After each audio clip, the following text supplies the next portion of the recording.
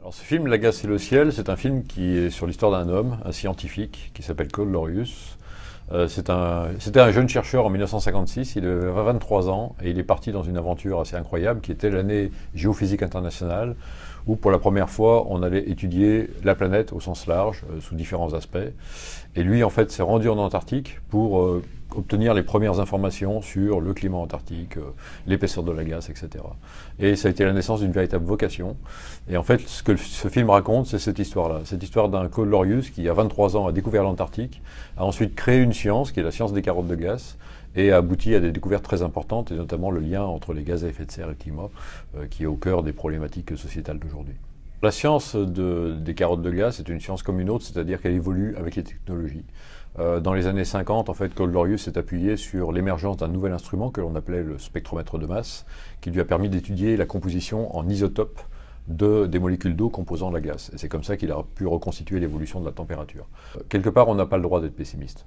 Aujourd'hui, c'est notre responsabilité de société, d'individus, de faire en sorte de trouver des solutions. Je pense qu'il y a du positif. On regarde la COP21 à Paris au mois de décembre. Je pense qu'il en est sorti à peu près le mieux qu'on pouvait espérer, avec des représentants de 195 gouvernements au niveau mondial quand même, qui s'assoient autour de la table et qui se mettent d'accord pour commencer l'action. Alors évidemment, l'action va être lente, on aimerait qu'elle soit rapide, mais ça y est, on a mis un pied en travers de la porte et je pense que les choses seront enclenchées.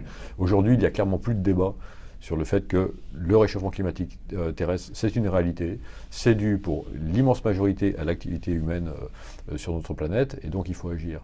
Enfin, par rapport au film, j'espère effectivement qu'il va atteindre son objectif parmi le public américain.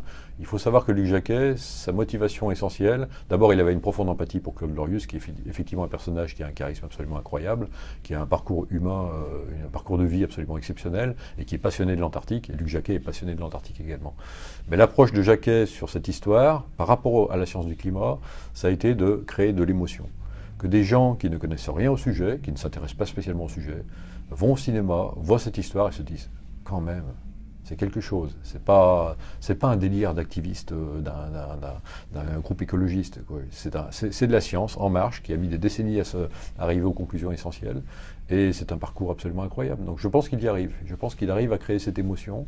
Et ce sera un petit germe dans le cerveau de tout un chacun qui fera son petit chemin et qui aidera, à mon avis, à la prise de conscience nécessaire.